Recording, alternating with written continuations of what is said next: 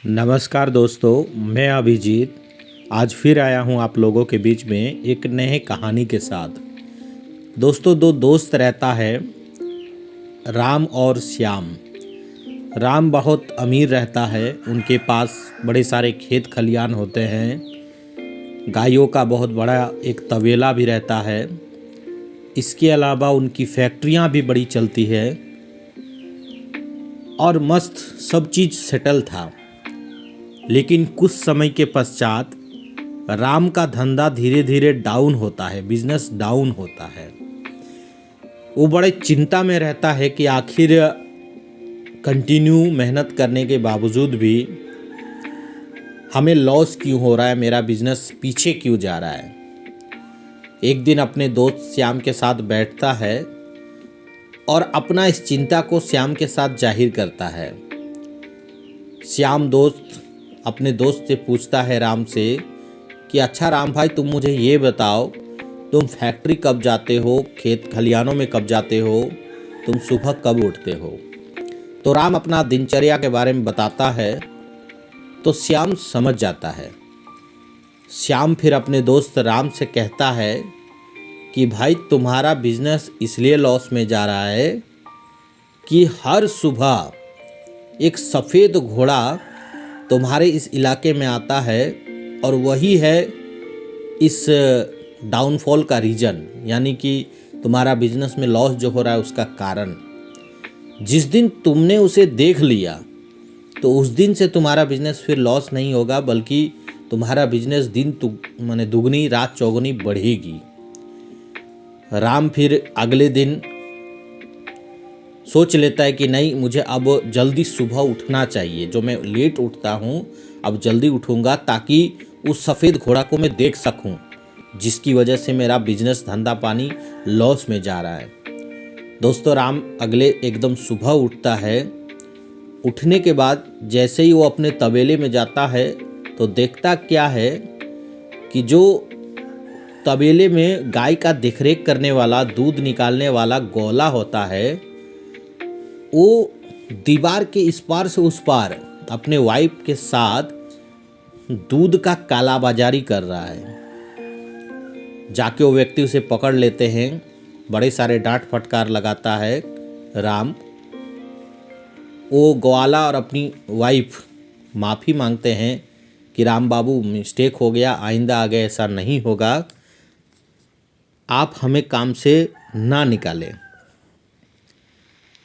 फिर क्या था दोस्तों, राम जी ने उन्हें माफ़ कर दिया, वार्निंग देके कि ठीक है, आज के बाद आप लोग ध्यान रखें। फिर राम सुबह उठा था तो चला गया खेत के तरफ।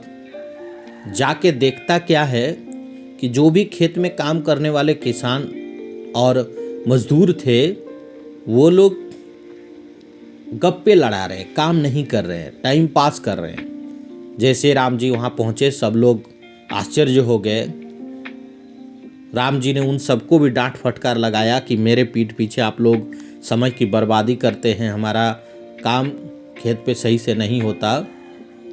सारे मजदूर फिर राम जी से माफ़ी मांगते हैं कि नहीं राम जी, आगे ऐसा नहीं होगा, हमें आखिरी बार माफ़ कर दीजिए।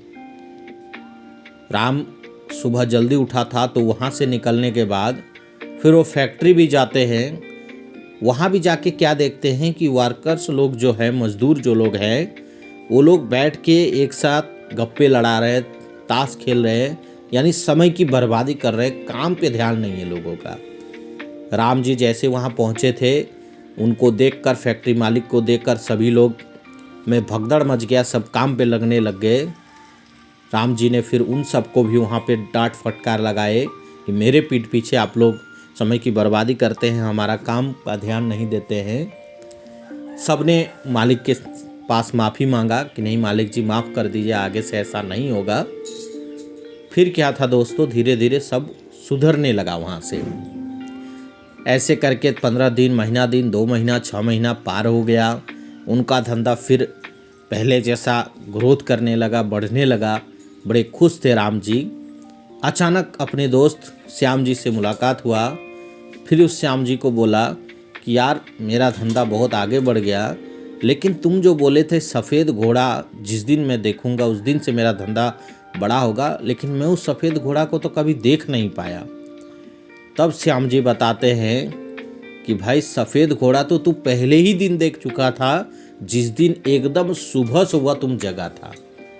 क्योंकि जब तुम सुबह जागा था तो चारों तरफ जो सफ़ेद सुबह का एक सफ़ेदी था, वही तेरे लिए सफ़ेद घोड़ा था।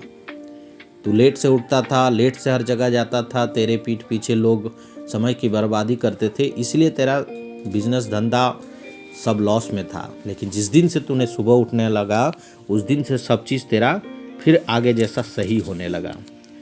दोस्तों, कहानी का सार ये है कि जब हम सुबह उठते हैं, अपना मेहनत करते हैं, तो हमारा सब चीज़ सही होता है। हमें समय का पाबंद बनना पड़ेगा। हमारी दिनचर्या एक सही होनी चाहिए, तभी आप एक कामयाब इंसान बन सकते हैं। अगर आप आलस करते हैं, आप अगर खुद समय के पंक्चुअल नहीं रहते हैं, तो आपके पीठ पीछे जो आपके सहयोग करने वाले लोग होते हैं, उनकी थोड़ी सी लापरवाहियाँ और आपका उनके चेक ना करना आपके बिजनेस में, आपके धंधे में आपको लॉस पहुंचाता है। तो इसलिए समय का पंक्चुअल बने। धन्यवाद दोस्तों। हमारी वीडियो अगर आपको अच्छी लगती है तो आप कमेंट करके ज़रूर बताएं।